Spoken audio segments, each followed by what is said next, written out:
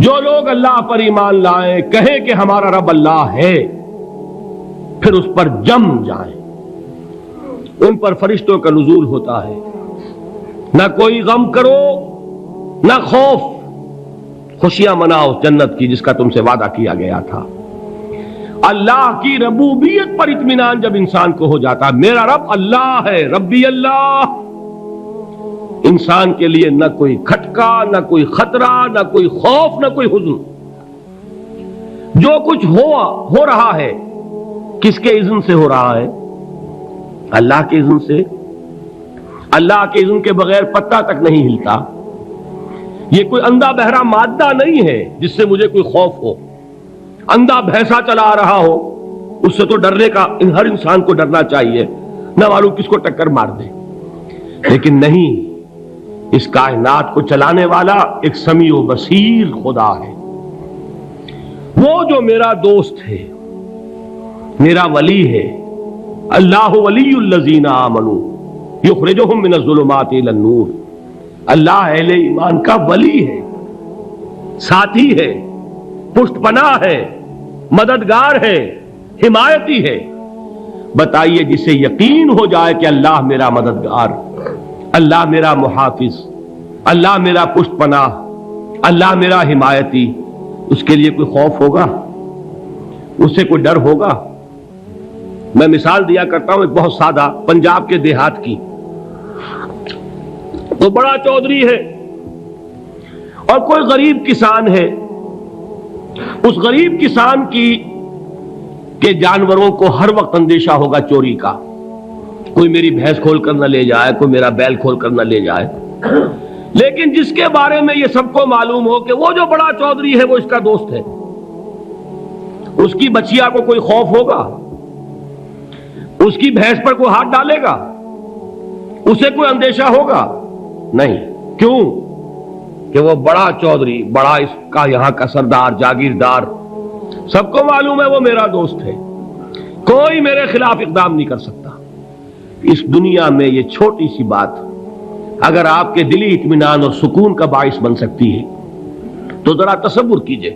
میں لفظ تصور استعمال کروں گا صرف اس لیے کہ اس کا ہم جس کو کہتے ہیں ادراک اور شعور کر نہیں سکتے، اگر کے ساتھ کر سکتے۔ اگر یقین ہو کہ اللہ میرا مددگار اور یقین ہو کہ اللہ ہر آن میرے ساتھ ہے، پھر کوئی خوف؟ کس کا خوف؟ کوئی شے اللہ سے بالاتر ہے؟ کوئی قوت اس سے زیادہ طاقتور ہے؟ کوئی اس کے ارادے کو بدلنے والا ہے؟ کوئی اس کی مشیت کے آڑے آنے والا ہے؟ یہی بات ہے جو حضور نے فرمائی۔ یہ ایمان کا حاصل ہے لب لباب،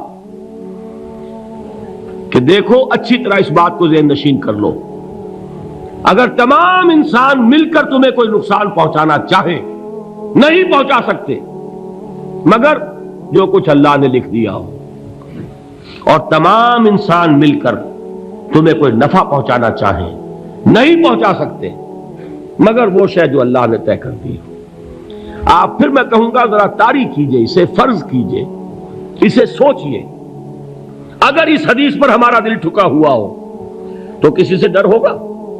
یہ مجھے نقصان نہ پہنچا دے، یہ میری رپورٹ خراب نہ کر دے، یہ میری انکریمنٹ نہ رکوا دے، یہ میرا یہ نہ بگاڑ دے، یہ میرا یہ نقصان نہ پہنچا دے۔ اس کا ڈر، اس کا ڈر، اس کا خوف، اس کی خوشامد، اس کے لیے جا کر طرح طرح سے اپنی عزت نفس کو ذلیل کروانا اس کے سامنے، یہ سب کچھ کیوں کرتا ہے انسان؟ جب سمجھتا ہے کہ اس کے ہاتھ میں میرا کوئی نفع ہے، اس کے ہاتھ میں میرے لیے کوئی ضرر ہے، یہ مجھے کوئی گزن پہنچا سکتا ہے، یہ مجھے کوئی نقصان پہنچا سکتا ہے، یہ میرا کوئی کام بنا سکتا ہے، یہ میری کوئی ضرورت پوری کر سکتا ہے، اسی کا نام شرک ہے۔ جہاں آپ نے یہ سمجھا کہ غیر اللہ کے اندر کوئی طاقت موجود ہے، وہی شرک ہے۔ بتوں سے تجھ کو امیدیں، خدا سے نومیدی، مجھے بتا تو صحیح اور کافری کیا ہے؟ شرک تو یہ ہے۔ جس پر بھی تمہیں یہ خیال ہے، کلمہ ہے یہ کلمہ سوم، لا حول ولا قوت الا باللہ، ذرا اس پر دل کو کبھی اگر آپ تصور کریں، پھر فرض کریں، دل ٹھک جائے، اس پر کوئی طاقت نہیں۔ یہی بات تھی جو شیخ عبد القادر جیلانی رحمۃ اللہ علیہ نے اپنی وصیت میں اپنے بچے سے کہی. 11ویں دینے والے ہیں، لیکن حضرت شیخ عبد القادر جیلانی کی وصیت اور تعلیمات کو کتنے لوگ ہیں کہ جانتے ہو؟ یہ جن مقامات تک پہنچے ہیں وہ کس چیز کی بدولت پہنچے؟ انہوں نے جو پیغام دیا وہ کیا تھا؟ اے میرے بچے، جس طریقے سے قرآن مجید میں حضرت لقمان کی نصیحتیں جو ہے نقل کر دی گئی ہیں، میں یہ عرض کروں گا بالفرض اگر قرآن حضرت عبد القادر جیلانی کے بعد نازل ہوا ہوتا تو شیخ عبد القادر کی یہ نصیحتیں بھی قرآن میں درج ہوتی. اتنی اونچی نصیحتیں ہیں. اے میرے بچے، اس حقیقت کو ذہن نشین کر لے، لا فاعل فی الحقیقت ولا مؤثر الا اللہ. اس کائنات میں نہ کوئی فاعل حقیقی ہے نہ مؤثر حقیقی ہے سوائے اللہ کے. کسی شے میں کوئی تاثیر نہیں اگر اللہ نہ چاہے. آگ جلا نہیں سکتی اگر اللہ نہ چاہے. پانی ڈبو نہیں سکتا اگر اللہ نہ چاہے. زہر ہلاک نہیں کر سکتا اگر اللہ نہ چاہے. کوئی چیز فائدہ نہیں پہنچا سکتی اگر اللہ نہ چاہے. تو در در پہ کیوں سر جھکاتے ہو؟ در در پر کیوں جبیں سائی کرتے ہو؟ سب کے سامنے کیوں ہاتھ پھیلاتے ہو؟ ایک اللہ سے مانگو. ایک اللہ کے سامنے زمین پر اپنی جبین رکھو. لا فاعل فی الحقیقت ولا مؤثر الا اللہ. نظر آتا ہے ہمیں کہ پانی پیاس بجھا دیتا ہے. پیاس بجھانے کی صلاحیت پانی میں نہیں ہے، اللہ کے اذن سے. کھانا بھوک مٹا دیتا ہے. بھوک مٹانے کی صلاحیت کھانے میں نہیں ہے، اذن رب میں ہے. دیکھیے یہی یقین تھا. حضرت موسیٰ علیہ السلام کا واقعہ یاد کیجئے. سامنے سمندر آ گیا ہے، قوم دیکھتی ہے پیچھے کہ گرد و غبار کا طوفان ہے. معلوم ہوا کہ فرعون اپنے لشکر سمیت آ گیا ہے. لشکر جب چلتا تھا تیز رفتاری کے ساتھ تو گرد و غبار کا جو طوفان اٹھتا تھا اس کا تصور کیجیے. اور لمحہ بلمحہ وہ قریب آ رہا ہے. پوری قوم نے کیا کہا؟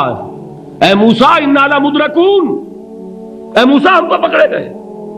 قرآن مجید نے تو یہاں وہ باتیں نہیں لکھی ہیں، لیکن تورات میں یہ درج ہے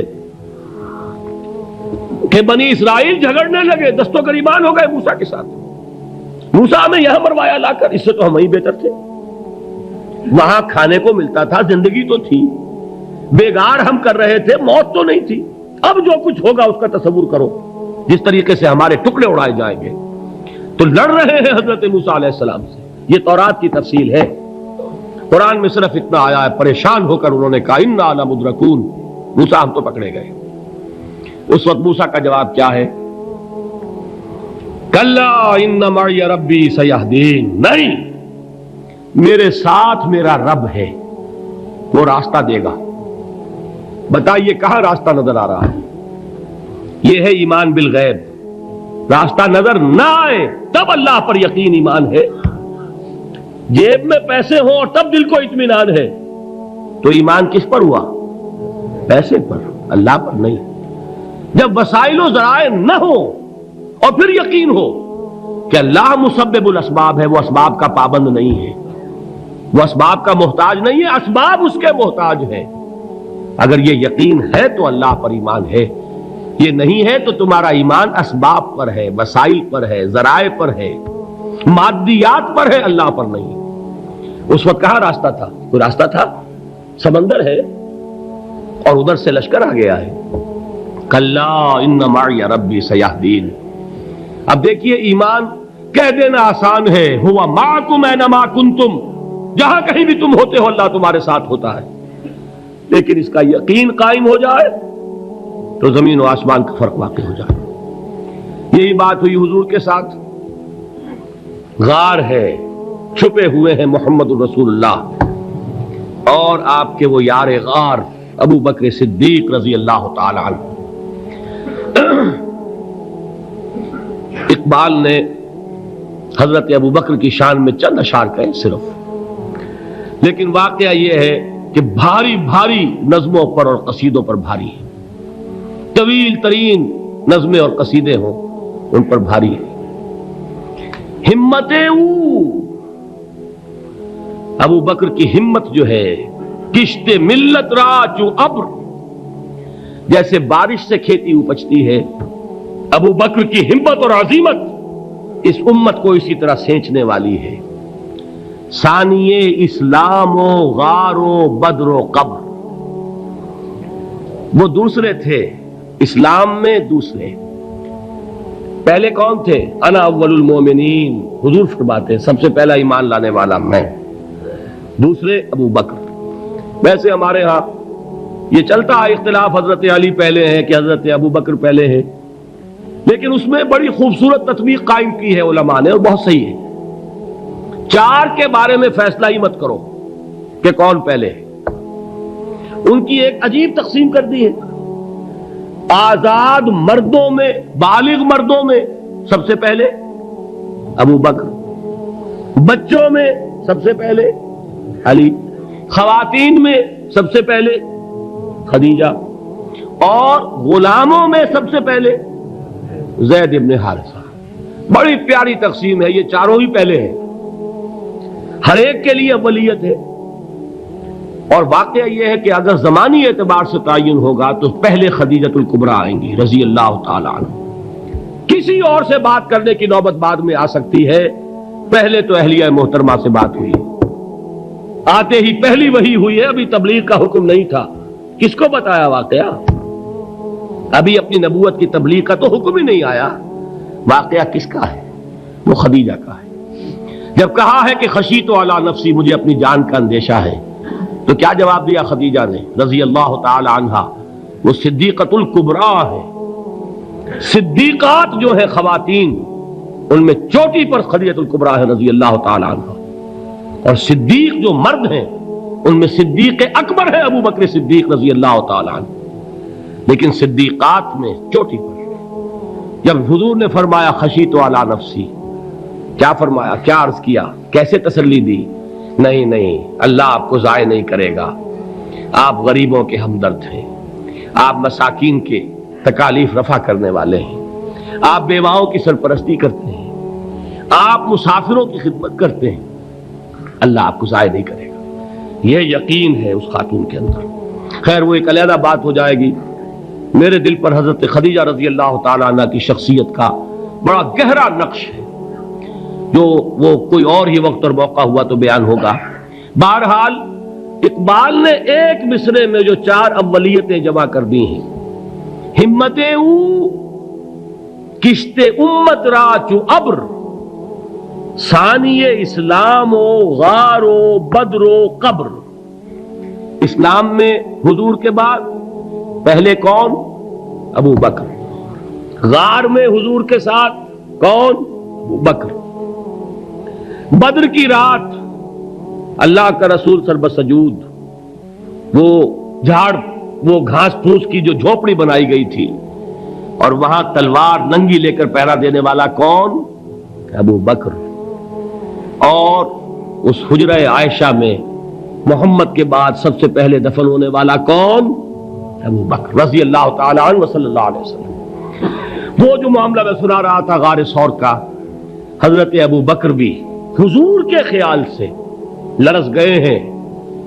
آپ کو یاد ہوگا کہ جا کر پہلے تمام جتنے سوراخ تھے انہیں بند کیا ہے، ایک سوراخ رہ گیا تھا جس کو بند کرنے کے لیے کوئی کپڑا نہیں تھا، وہاں اپنی ایڑی رکھی ہے، تب کہا ہے حضور سے تشریف لائیے، اور اپنے زانو پر حضور کو لٹایا ہے، اور وہاں کسی موذی جانور نے کاٹا ہے، حضور کی آنکھ لگ گئی تھی، اس وقت اس بل کے اندر جو بھی بچھو ہے کیا ہے واللہ عالم، اس نے کاٹا ہے، اس کی تکلیف کی وجہ سے ابو بکر کی آنکھوں سے آنسو ٹپک گئے، حضور کے چہرے مبارک پر پڑے ہیں، تو حضور جاگے ہیں، معاملہ کیا ہے؟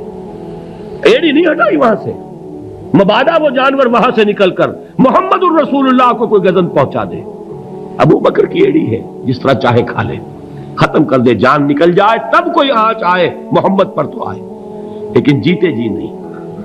وہ ہے ابو بکر حضور کے خیال سے۔ اس وقت حضور نے پھر اپنا لعاب دہن لگایا ہے، اور اس سے پھر آپ کی تکلیف ختم ہوئی۔ جیسے خیبر میں حضرت علی کی آنکھ دکھ رہی تھی، اس کو جو شفا حاصل ہوئی ہے وہ بھی حضور کے لعاب دہن سے ہوئی۔ تو بہرحال اس وقت انہوں نے کہا ہے کہ اے نبی یا رسول اللہ، اگر اس وقت ان میں سے کسی نے غیر ارادی طور پر بھی اپنے قدموں کی طرف جھانک لیا تو پکڑے جائیں گے۔ کیا جواب تھا اللہ کے رسول کا؟ لا تحزن ان اللہ معنا، اللہ ہمارے ساتھ ہے، کیوں گھبراتے ہو ابو بکر؟ یہ ہے ایمان باللہ، میرا مالک اللہ، میرا رازق اللہ، میرا محافظ اللہ، میرا مددگار اللہ، میرا پشت پناہ اللہ، میرا دوست اللہ۔ یہ دوستی ہے اللہ کی جو لب لباب ہے، حاصل ہے ایمان کا، اسی کا نام ولایت ہے۔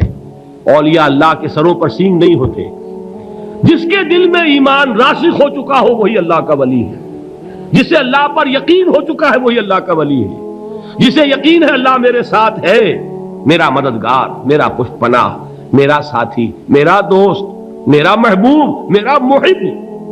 اللہ اہل ایمان سے محبت کرتا ہے۔ واللہ یحب الصادقین، ان اللہ یحب الذین یقاتلون فی سبیلہ صفا کانہم بنیان مرصوص۔ اللہ محبت کرنے والا، اہل ایمان محبوب، اور اہل ایمان محبت کرنے والے اللہ محبوب۔ والذین آمنوا اشد حبا للہ۔ آپ تصور کیجئے جسے یہ رشتہ ایمان یا رشتہ ولایت حاصل ہو جائے، الا ان اولیاء اللہ لا خوف علیہم ولا هم یحزنون، آگاہ ہو جاؤ، اللہ کے دوستوں کے لیے نہ کوئی خوف ہے نہ کوئی، جو لوگ اللہ پر